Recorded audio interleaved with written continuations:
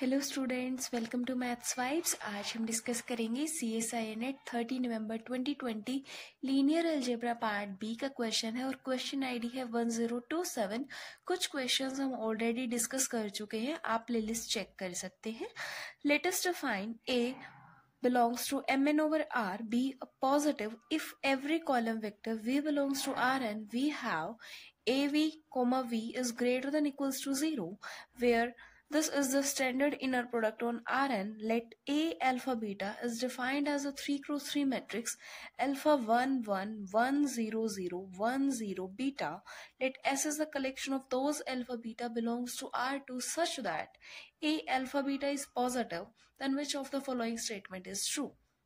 हमें बताना है, सबसे पहले एस डिफाइन किया गया है अल्फा बीटा का कलेक्शन जिनके लिए हमारा ए अल्फा बीटा हमारा पॉजिटिव बन जाए। ये हमारी 3 क्रॉस 3 की मैट्रिक्स है। अगर हम देखें तो ये हमारी सिमेट्रिक मैट्रिक्स है। ठीक है, सिमेट्रिक मैट्रिक्स है। अगर सिमेट्रिक मैट्रिक्स को पॉजिटिव डेफिनेट बनना है तो सभी माइनर्स को पॉजिटिव होना पड़ेगा। If symmetric matrix is positive, अगर पॉजिटिव है then all the minors are positive,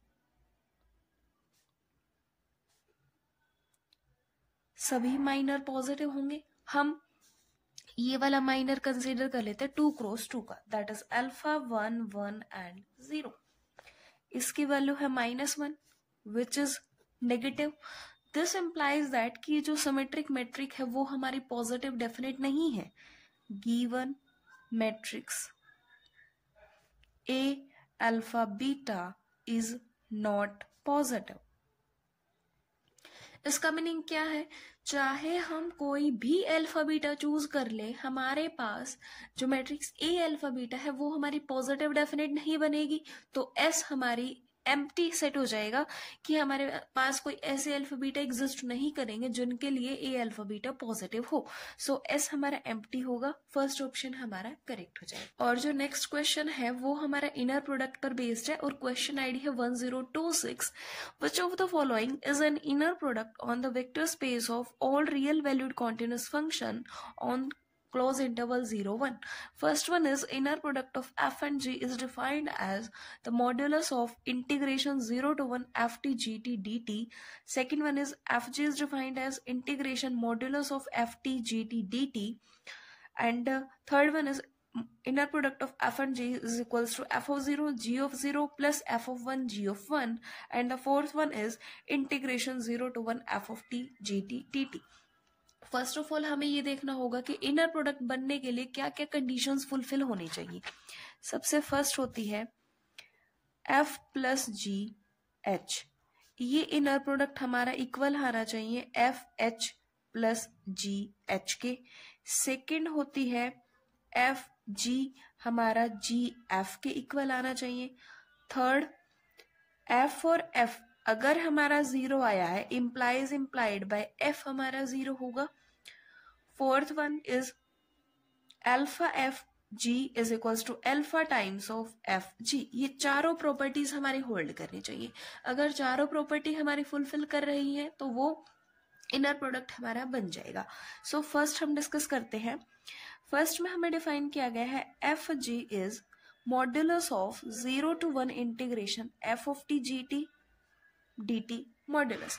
अगर हम लीनियर प्रॉपर्टी चेक करें f1 f2 g is modulus of 0 to 1 f1 plus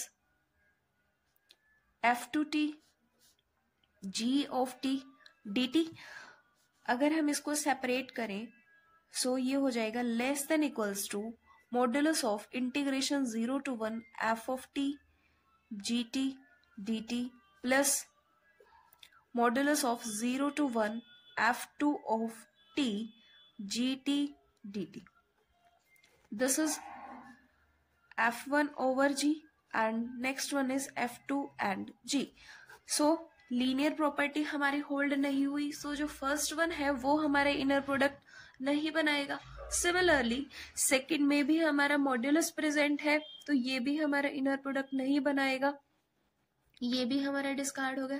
third में बोला गया कि एफ जी अगर डिफाइन किया जाए F of 0 into G of 0 plus F of 1 into G of 1।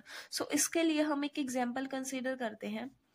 अगर f ऑफ x कंसीडर किया जाए x minus 1, so f and f का जो इनर प्रोडक्ट होगा वो हमारा क्या होगा, f of 0 into F of 0 plus g of that is f of 0 into F of 1। यहाँ पर हमारा 1 है, यहाँ पर 0। f of 0 is 0, f of 1 is also 0। सो यहाँ से क्या आया, f ओवर f, ये तो हमारा 0 आ गया, बट जो f है वो हमारा 0 नहीं है। सो थर्ड ऑप्शन है भी प्रॉपर्टी होल्ड नहीं की, सो थर्ड भी हमारा डिस्कार्ड हो जाएगा। नाउ फोर्थ में हम चारों प्रॉपर्टी वेरीफाई कर लेते हैं। अगर हम कंसीडर करें f1 plus f2 g of t dt 0 to 1 which is equals to f1t g of t plus dt as well f2t g of t dt, integration is 0 to 1। सो ये क्या हो गया, f1g का इनर प्रोडक्ट और ये हो गया f2g का इनर प्रोडक्ट।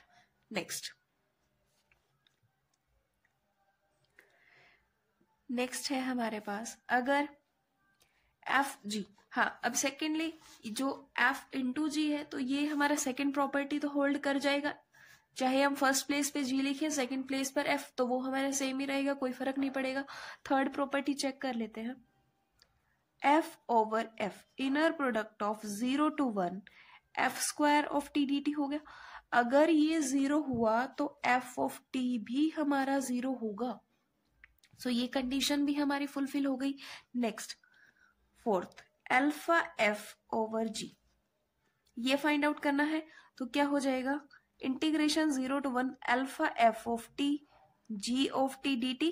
सो अल्फा हमारा बाहर को आ गया, 0 to 1 f of t g of t dt। So alpha inner product of f and g। So fourth option में जो हमें डिफाइन किया गया है integration 0 to 1 f of t gt dt, इसने चारों प्रॉपर्टी होल्ड की। सो फोर्थ हमारा करेक्ट हो जाएगा। अगर आपको वीडियो पसंद आई हो तो लाइक करें, शेयर करें, और अगर अब तक चैनल को सब्सक्राइब नहीं किया है तो सब्सक्राइब करें। Thank you.